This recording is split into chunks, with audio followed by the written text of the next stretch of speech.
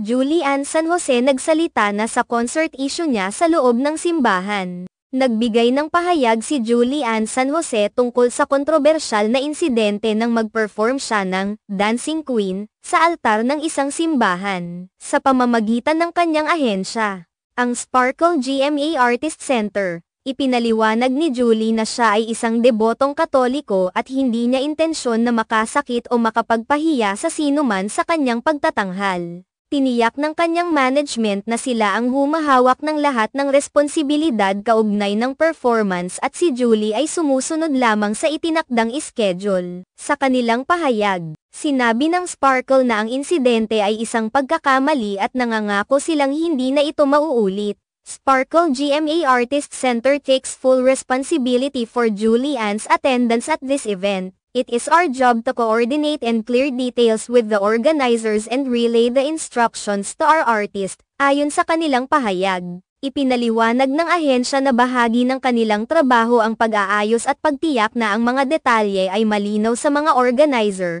pati na rin ang pag-abot ng mga tagubilin sa kanilang mga artista. Julie Ann only fulfilled her duties and commitment as a true professional. She is a devout Catholic and had no intention of disrespecting the church or its members. Dagdag pa nila, humingi ng paumanhin ang ahensya sa mga taong maaaring na-offend sa insidente. We are truly sorry to those we have offended. We hope that this puts the issue to rest. We apologize to Julie Ann as well, sinabi ng kanilang pahayag. Bilang bahagi ng kanilang commitment na mas maging maingat sa mga susunod na pagkakataon. Nangako ang Sparkle na mas magiging masusi sila sa kanilang mga koordinasyon. Moving forward, we will be more vigilant in our coordination efforts to ensure such incidents do not happen again, wika nila. Ang mga pangako at pahayag na ito ay naglalayong ipakita ang kanilang pagsisikap na ipaalam ang tamang paggalang sa mga institusyon. Lalo na sa simbahan na may mahalagang papel sa buhay ng maraming tao. Mahalaga ang papel ng mga artista sa lipunan,